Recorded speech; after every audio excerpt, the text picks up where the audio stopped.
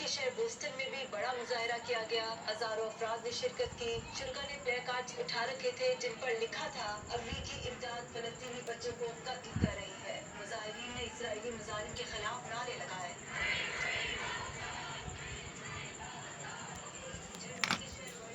دیکھا آپ نے ناظرین، یہ آپ دیکھ رہے ہیں مظاہرے ہو رہے ہیں. یہ امریکہ میں کینیڈا میں مظاہرے ہو رہے ہیں، لیکن ہم کیا کر رہے ہیں؟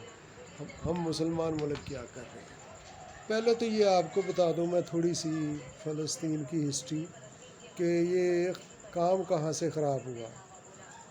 جب فرسٹ ورلڈ وار ختم ہوئی تو لوزان پیکٹ ہو رہا تھا، تو اس وقت عرب بہت لالچ میں تھے، پیسے کے بہت بھوکے تھے.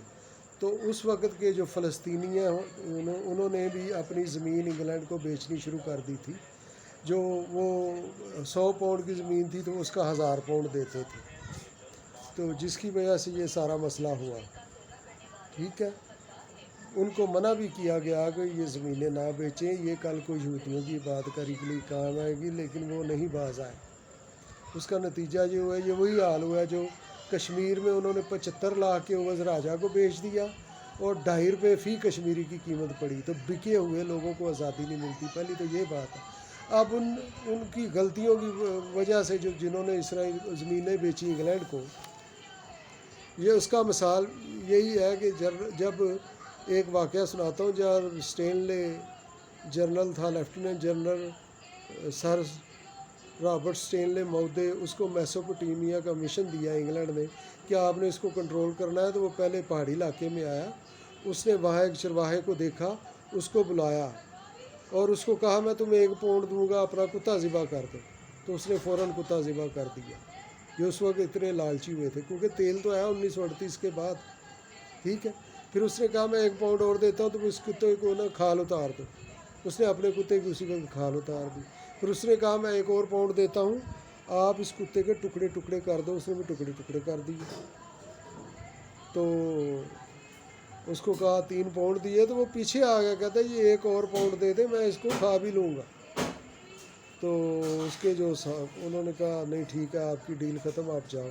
تو اس وقت اس کے جو ساتھی تھے اسٹینلے کے، انہوں نے کہا کہ جنرل صاحب یہ آپ نے کیا کیا؟ پاؤنڈ بھی دیے، کتے کی جان بھی دی. اس نے کہا میں نے اس قوم کی نفسیات دیکھی ہے کہ اس قوم کے بندے نے اپنے ایک وفادار کتے کو صرف 1 پاؤنڈ کے عوض قتل کر دیا. اس کے بعد کھال اتار دی، اس کے بعد ٹکڑے ٹکڑے کر دیے اور کھانے کو تیار ہو گئے. ان سے ہمیں لڑنے کی ضرورت نہیں، ان کو پیسے پھینکو. اور اس طرح انہوں نے پیسے پھینک کے ان سے زمینیں خرید لی. بعد میں یہودیوں کو بعد کر دیا. 1850 میں 4% یہودی تھے صرف. اب اس کے بعد جب بن گیا تو پھر یہ بعد میں ہوش آنا شروع ہو گیا. اب کیا ہے، ظلم ہو رہا ہے، بربریت ہو رہی ہے. وہ تو کریں گے، انہوں نے خریدا ہوا ہے زمینیں. ٹھیک ہے، اب یہ پہلی بات. دوسری بات ہے کچھ ہم جذباتی ہو جاتے ہیں. مسجد اقصیٰ اپنی جگہ اور اس کا احترام اپنی جگہ، فلسطینیوں پہ جو ظلم ہو رہا ہے وہ اپنی جگہ وہ نہیں ہونا چاہیے. اس کو تو کوئی بھی ریکمینڈ نہیں کرے گا.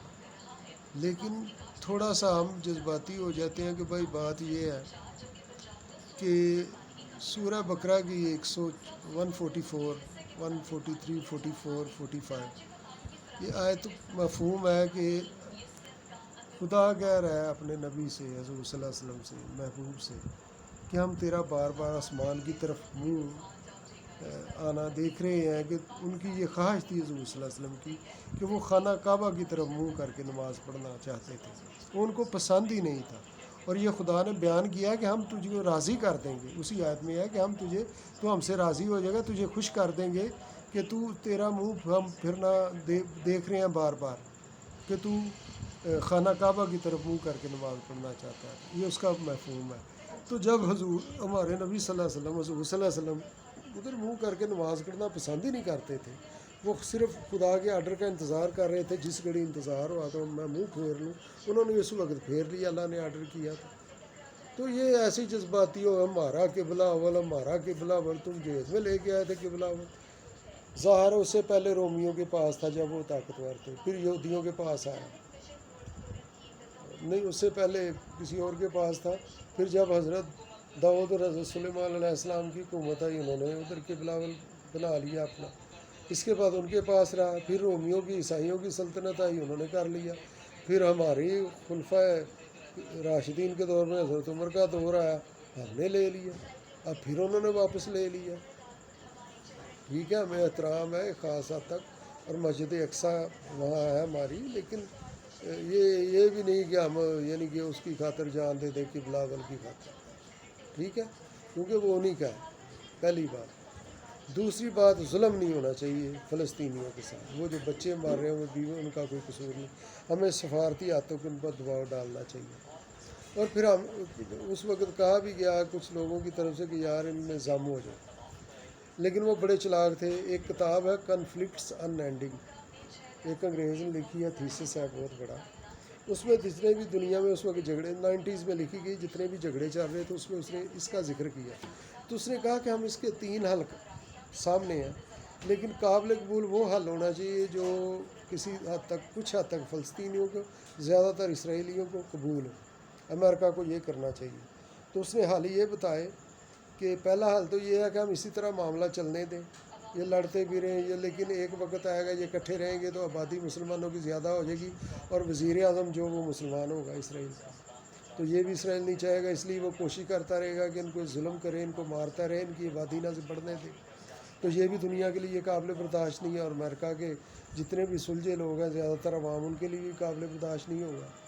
دوسرا حل یہ ہے کہ ہم ان کو بالکل انڈیپینڈنٹ کر دیں، فلسطین کی ریاست علیحدہ کر دیں، تو اسرائیل کی ریاست علیحدہ کر دیں، لیکن وہ بھی ہم نہیں کر سکتے، اسرائیل نہیں مانے گا، کیونکہ اسرائیل کو یہ خطرہ رہے گا ہمیشہ کہ اگر انڈیپینڈنٹ ریاست ہوگی، کل کو یہ فلسطین اپنی فوج بھی بنا لے گا، اپنے طیارے بنا لے گا، اپنا سب کچھ بنا لے گا، ارٹیلی بنا لے گا، اور مسلمان ملک ہو سکتا ہے اس کی مدد کرے اور یہ اتنا طاقتور ہو جائے کہ اسرائیل کو لے ڈوبے، یہ بھی نہیں چاہیں گے۔ تو پھر انہوں نے ایک حل کیا کہ اس کو اندرونی خود مختاری دے دیں فلسطین کو، یعنی کہ ان کو فوج نہ رکھنے دیں، کرنسی نہ رکھنے دیں، باقی یہ اپنا اندرونی پولیس وغیرہ رکھے، اپنا انتظام کر لیں، بلڈنگیں بنائے رہیں، ہم سے الگ رہیں، ان کی آبادی بڑھے گی ہم سے الگ ہوگی، آبادی بڑھے گی اسرائیل پہ اس کا فرق نہیں پڑے گا، اور ووٹنگ علیحدہ علیحدہ ہوگی، یعنی کہ اپنا ووٹ اپنی ریاست میں ڈالیں گے، صرف ان کو فوج رکھنے کی اجازت نہ دی جائے۔ تو یہ حل کیا تھا، تو یہ حل تقریباً نہ چاہتے ہوئے، حالانکہ اس میں زیادہ اسرائیل کا ہی سوچا گیا تھا، پھر بھی انہوں نے آئیں بائیں شائیں کی، اور کلنٹن کے خلاف انہوں نے کافی کچھ کیا کہ اس نے یہ صلح کیوں کروائی، یا یہ مسئلہ کیوں حل اس طرح کروایا۔ اب مسئلہ یہ ہے کہ بیٹھے ہوئے اب کیا ہوا ہے ان کو، ٹھیک ہے نا، اب کیا تکلیف ہوئی ہے اسرائیل کو بیٹھے بٹھائے؟ تو بھائی آپ دیکھیں چکر، پہلے کرونا آیا، پھر ٹی ایل کی ہنگامے ہوئے، پھر 27 ملکوں نے ادھر یورپی یونین نے قرارداد پاس کی، اور اس میں کچھ ریکمنڈیشن ہے پابندیوں کی پاکستان پہ، اور کچھ دن پہلے امریکن ناظم الامور آئی ہے ادھر، وہ قمر جاوید باجوہ سے ملی ہے، کچھ کہہ کے گئی ہوگی کہ یہ پابندیاں دیکھ لو، ادھر سے بھی ہم لگ سکتے، اگر تو وہ سمجھ گئے ہو نا، ٹھیک ہے۔ اور اوپر سے اسرائیل کو کیا تکلیف ہوئی؟ یہ تکلیف نہیں ہے، یہ تکلیف ہوئی ہے لوزان پیکٹ جو ختم ہو رہا ہے، اصل مسئلہ سمجھے، یہ سارے ہنگامے کرونے شرونے سب اسی کے ہو رہے ہیں کہ 1923 میں ایک معاہدہ ہوا تھا لوزان پیکٹ کے نام سے، یہ جو اتحادی فورسز تھیں امریکہ وغیرہ انگلینڈ یہ وہ، انہوں نے کیا تھا معاہدہ کہ یہ مکہ حجاز وغیرہ سارا علاقہ جو ہے نا وہ ترکی سے 100 سال کے لیے علیحدہ ہو جائے گا، اور اس میں انہوں نے اپنی بادشاہتیں بٹھا دی اپنے من پسند جو بھی بیٹھے ہوئے ہیں، ٹھیک ہے۔ اب وہ 2023 میں وہ معاہدے کا کوئی مسئلہ ہونے جا رہا ہے، تو امریکہ کبھی بھی نہیں چاہے گا، سعودی عرب کبھی بھی نہیں چاہے گا، اسرائیل کبھی بھی نہیں چاہے گا یہ کہ حجاز پورا ترکی کے پاس چلا جائے، اوپر سے طیب اردگان، ٹھیک ہے، جذباتی آدمی ہے۔ تو جناب یہ سارے مسئلے اسی کے ہیں، یہ جنگ جان بوجھ کے مسلط کی جا رہی ہے، اس میں تاکہ مسلمان ملک شامل ہوں، اردن شامل ہو، شام شامل ہو، لیکن سب سے اہم ہے کہ ترکی شامل ہو، ترکی شامل ہو جائے گا تو پھر ہم ترکی سے لڑیں گے، اس کو دبائیں گے، اس کے ساتھ पुराने मायदे ख़त्म हो जाएंगे, कोई नया सेटअप लाएंगे, कोई नया मसला करेंगे। ये सारा वो 100 साल के चक्कर वो मायदा जो लौज़ान तक, ये उसका शाखसाना भुगतना फ़लस्तीनियों वगैरह को पड़ जाएगा। कि उर्दुबान भी जज्बाती आदमी है, इधर से इमरान खान मिल जाएगा, ये वो अगर तो मिल जाए तो ठीक है, ये हमला करें तो हम फिर उनको बचाने आएंगे। अभी भी देखें ना क्या हो रहा है। नोम चोमस्की ने क्या कहा है कि यार इसराइल एक हस्पतालों पे हमले कर रहा है, आबादियों पे हमले कर रहा है, एक ऐसी कौम पे, एक ऐसी आबादी पे हमले कर रहा है जिनके पास ना अपना एयरफोर्स है, ना जेट है, ना नेवी है, ना एयर डिफेंस है, ना कमांड एंड कंट्रोल है, ना उनके पास हैवी वेपन है, ना आर्टिलरी है, ना तोप खाना है। तो फिर वो कह रहे हैं जी वार है, this is not war, this is a murder. ठीक है, और ये सिर्फ ये सारे उसी के चक्कर में ये लगे हुए हैं, इनको पता ही नहीं। और ऊपर से कुछ एजेंट इकट्ठे हो जाते हैं, वो यूट्यूब पर बनाना शुरू कर देते हैं, जी शाम ने भी ये कर दिया, जी हमास ने इतने रागड़ बरसा दिए, जी तुर्की ने ये कर दी, फिर किसी ने कुछ नहीं किया भाई। वो सिर्फ न्यूट्रल करने के लिए, न्यूट्रल करने के लिए मुसलमानों को ये कह रहे हैं कि भाई देखो ये भी वो भी मार रहे हैं, वो नहीं मार रहे, वो सिर्फ मार रहे हैं। तो हमें चाहिए सफारती जिस तरह जितना मुमकिन हो सके किस दबाव डाले अपना चाइना ये वो सब, लेकिन वो अमेरिका तो नहीं ना मार रहा उसकी। तो किसी तरह दुआ करें, पहली बात है हम दुआ करें, सारे दुआ करें उनके लिए, फ़लस्तीनियों के लिए, कि उनके पुरखों ने जो ज़मीनें बेची थी आज उनकी सज़ा वो भुगत रहे हैं। ठीक है, तो ये जो है ना ये कह रहे हैं जी हमास ने ये कर दी, हमास बेचारी के नहीं, वो सिर्फ जानबूझ के अंग्रेज़ ये खबरें लगाते हैं, ये हमारे बंदे चुन के जी लाओ उन्होंने ये कर दिया ताकि बैलेंस नज़र आए। जी बैलेंस है, फ़लस्तीन रियासत है बड़ी, देखें वो भी मार रही है, उसके साथ हमें मुसलमान मुल्क मिल के मार रहे हैं, हम तो मारेंगे, देखो वो भी तो मार रहे हैं ना, तो फिर सारे साई भी इकट्ठे हो जाओ, यहूदी भी इकट्ठे हो, हम भी मारें। वो कुछ नहीं मार रहे, ना तुर्की ने कुछ किया अभी तक, ना पाकिस्तान ने कुछ किया, ना उर्दन, ना शाम ने कुछ किया। अरे 10 मिस्र का एटमी साइंसदान 1928 से लेकर 75 तक इसराइल ने मार दी। लिस्ट है उनकी, कोईती साइंसदान, लबनानी, उन्होंने तो उठने ही नहीं दिया, सारे तो उधर कुछ ही है। तो अपना इल्मी इस्तेदाद बढ़ाएँ, अपने कोई किसी तरह इनसे बच बचा के निकलते हुए कुछ तरक्की करें ताकि इनसे बेहतर तरीके से निपटा जा सके टेक्नोलॉजी के ये कैसे। अब सारे इकट्ठे भी हो जाए मुसलमान मुल्क, शहीद होने का शौक है वो क्या बात नहीं, वो तो शहादत जिसको चाहे चाहिए अल्लाह देगा, उसका इनाम है। लेकिन अगर देखा जाए तो हर किस्म के असला इकट्ठे कर रहे, वो तो बैठे ड्रोन से एटमी हमला कर दें। तो दुआ करें अल्लाह बचाए इस फितरे से, इसराइल का बेड़ा गर्क करे, खुदा इसको बताया यहूदी है, अब क़यामत तक खुदा ने उनको भी कायम रखना है, मजबूरी है, तबाह उनको भी नहीं करना, ना ईसाइयों को करना, ये खुदा के फ़ैसले हैं। तो फिर अब वो जब तक, वो हिटलर ने तो सच कहा था जब तक एक भी यहूदी जिंदा है अमन नहीं हो सकता। तो देखना सारे राज चाइल्ड ये वो सब, तो क्या करें अब, ये खुदाई फ़ैसले हैं। वो वादा भी था कुरान में उनको उनकी ज़मीन मिलनी दी है, लेकिन अब क्या, बस यही है कि दुआ करें कि खुदा उन फ़लस्तीनियों की हिफाजत करे, मज़लूमों की, और इसको अपने किसी चक्कर में डाल दे ये अमेरिका इसराइल फलान टीम। वरना ये जो खबरें आ रही हैं ना, ये इतने टैंक कुछ नहीं, वो बैलेंस कर रहे हैं, उनके एजेंट बोल रहे हैं, वो अपने मुंह की खबरें इनको दे रहे हैं ताकि देखें उन्हें किसी से कोई ख़तरा नहीं, यकीन करें। ठीक है, वो ज़िंदगी की हिफाजत करते हैं, लेकिन अमेरिका वगैरह वो सिर्फ उनको ना अपनी आवाम की ओपिनियन से ख़तरा होता है कि जंगजू लोगों को अमेरिका की आवाम पसंद नहीं करती, ज़्यादातर शहरी अमन पसंद। अभी भी देखें ना अमेरिका कनाडा में फ़लस्तीन के हक़ में इतने मुज़ाहरे हो रहे हैं जितने इधर मुसलमानों मुल्कों में नहीं हो रहे। ये क्या कर रहे हैं, बयान दे रहे हैं, एक आध OIC फलाना तैयब उर्दगान या ये इमरान खान, बस बाकी क्या कर रहे हैं। तो ये सारी गेम है, ये लौज़ान पैक्ट का चक्कर है। तो खुदा हमें दजाली साजिशों से, यहूदी फितनों से और उनके जो पैदा किए गए जालों से बचाए, सबको, सारी दुनिया को बचाए, फ़लस्तीनियों को ख़ास तौर पे और तमाम मुसलमानों को और तमाम इंसानों को बचाए, क्योंकि ये तमाम इंसानों के लिए ख़तरा है। ये जो ज़ायनिस्ट है, ख़ासकर ये फ्री मेसन जो है, یہ جو 23 فیملی ہے، یہ جو ایک آنکھ نظر آتی ہے دجال کی، یہ ساری دنیا کو غلام بنانے کا چکر ہے، ویکسین یہ وہ.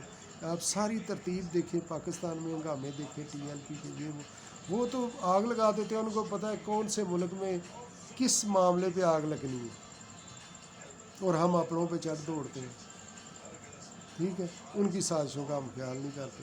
اب دیکھیں نا، اتنا کچھ ہو رہا ہے ہمارے ملک میں، کتنے اب مظاہرے ہو رہے ہیں، کتنے مولوی نکل رہے ہیں، کتنے مذہبی لوگ ہیں جو اب اسرائیل کے خلاف ٹھنڈے ہو کے بیٹھے ہوئے ہیں.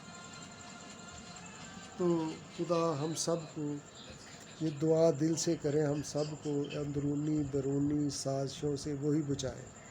ہمارے نہ دماغ اتنے ہیں، نہ سورسز اتنے ہیں. خدا ہمیں بچائے کسی طرح ان سب سازشوں سے جو اندرونی طور پہ بھی ایجنٹ بیٹھے ہوئے ہیں، ان کی سازشوں، چاہے وہ داڑھی والے ہیں، چاہے بغیر داڑھی کے ہیں، چاہے وہ مذہبی ہیں، چاہے غیر مذہبی ہیں، چاہے وہ لبرل ہیں، چاہے وہ کیا کہہ رہے ہیں سیکولر ہیں. جتنے بھی ان کے ایجنٹس ہیں، ان کے بھی شر سے ہمیں بچائے، ہماری قوم کو بچائے، ہمارے ملک کو بچائے، تمام مسلمانوں کو بچائے، تمام اسلامی ملکوں کو بچائے. ان کو ہدایت دے، ان کو توفیق دے، وہ خدا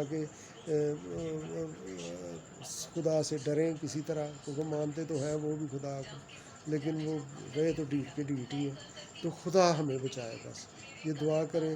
اور سفارتی چائنا، رشیا، جس طرح بھی مل جل کے سارے اس پہ دباؤ ڈالیں اور ان کو مجبور کریں وہ لوزان پیکٹ اچھے طریقے سے پورا ہو جائے، تاکہ ترکی کو واپس اس کا وہ جو مل جائے جو حق ہے. ورنہ سازش یہی ہے کہ وہ ملنے نہیں دیں گے. اور یہ سارے ابھی اور بھی کچھ گیمیں ہوں گی. تو خدا بچائے سب کو، ساری دنیا کو دجال، یجوج مجوج، ان کے سب کے فتنوں سے مسلمانوں کو خصوصاً تمام انسانوں کو، تمام دنیا کو بچائے. یہ دعا کریں. آمین.